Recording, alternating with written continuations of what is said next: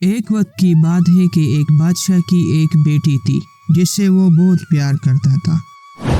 شہزادی کو اپنی گاؤں میں سیر کرنا بہت پسند تھی۔ وہ ہر روز اپنے گاؤں میں سیر کرنے کے لیے جاتی تھی۔ ایک دن شہزادی نے بادشاہ سے کہا، ابا حضور، اگر آپ کی اجازت ہو تو میں سیر کرنے کے لیے جانا چاہتی ہوں۔ ٹھیک ہے بیٹی، لیکن اپنے ساتھ ایک محافظ ضرور لے جانا۔ ٹھیک ہے ابا حضور، جیسا آپ چاہے۔ شہزادی ایک محافظ کو لے کر سیر کے لیے نکل گئی، لیکن گاؤں میں ایک افواہ چل رہی تھی کہ گاؤں میں کبھی کبھار ایک راکشس آتا ہے اور اپنے ساتھ گاؤں کا ایک شخص لے جا کر جنگل میں مار دیتا ہے۔ گاؤں والے راکشس کو شیطان کے نام سے جانتے تھے۔ شہزادی کو بھی اس افواہوں کا پتہ تھا، لیکن وہ اس طرح کی افواہوں پر بالکل یقین نہیں رکھتی تھی۔ شہزادی خوشی سے گاؤں میں سیر کر رہی تھی کہ اچانک اس کے سامنے وہ شیطان آ گیا۔ محافظ نے جیسے ہی شیطان کو دیکھا تو وہ ڈر کے مارے بھاگ گیا۔ شہزادی بھی بہت ڈری ہوئی تھی، لیکن وہ وہاں پر گر کر بے ہوش ہو گئی۔ شیطان شہزادی کو اپنے ساتھ لے گیا۔ دوسری طرف محافظ بادشاہ کے پاس پہنچ گیا اور سارا معاملہ بادشاہ کو بتا دیا۔ بادشاہ نے جیسے ہی سنا وہ بہت غصہ ہوا۔ اس نے پہلے تو اس محافظ کو جیل میں ڈال دیا، لیکن اپنی بیٹی کو کھونے کی وجہ سے بہت پریشان تھا۔ اس نے اعلان کر دیا کہ جو بھی میری بیٹی کو لائے گا میں اسے سونے سے تولوں گا۔ اس گاؤں میں علی نام کا ایک غریب مزدور رہتا تھا۔ یہ اعلان علی کے کانوں تک بھی پہنچ گیا۔ ارے علی، تم نے سنا؟ جو بھی شہزادی کو لائے گا بادشاہ اسے سونے سے تولے گا۔ اچھا، ایسا کیا؟ علی نے سوچا، یہی موقع ہے اپنے غریبی سے چھٹکارا پانے کا۔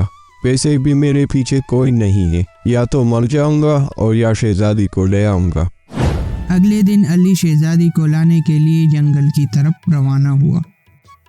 تھوڑا آگے جانے کے بعد اس نے دیکھا کہ چھوٹے چھوٹے پرندوں کا ایک جھنڈ ایک جال میں پھنسا ہوا ہے۔ علی کو اس پرندوں پر بہت ترس آیا۔ اس نے وہ سارے پرندے آزاد کر دیے اور اس کے بعد اپنی منزل کی طرف روانہ ہوا۔ وہ آگے بڑھ رہا تھا کہ اس پرندوں کے جھنڈ سے کچھ پرندے واپس آئے اور علی کی طرف ایک سنہری چڑی پھینکی۔ علی بہت حیران ہو گیا۔ ارے یہ کیا؟ یہ کیسی چڑی ہے اور پرندوں نے یہ میری طرف کیوں پھینکی ہے؟ لگتا ہے وہ میری مدد کرنا چاہتی ہے۔ علی نے وہ چڑی اٹھائی اور آگے چلا گیا۔ تھوڑا آگے جانے کے بعد اس نے دیکھا کہ شہزادی باندھی ہوئی ہے اور وہ شیطان اس کے ساتھ کھڑا ہے۔ علی نے جیسے ہی اس شیطان کو دیکھا تو اس نے ڈر کے مارے بھاگنے کا فیصلہ کیا، لیکن جیسے ہی وہ مڑ کر بھاگ رہا تھا کہ اتنے میں اس سنہری چڑی سے ایک روشنی نکلی اور وہ سیدھا جا کر اس راکشس کے وجود سے ٹکرا گئی۔ اس روشنی سے وہ راکشس بے ہوش ہو گیا۔ علی یہ سب دیکھ کر بہت حیران تھا، لیکن اس نے جلدی سے جا کر شہزادی کو کھولا۔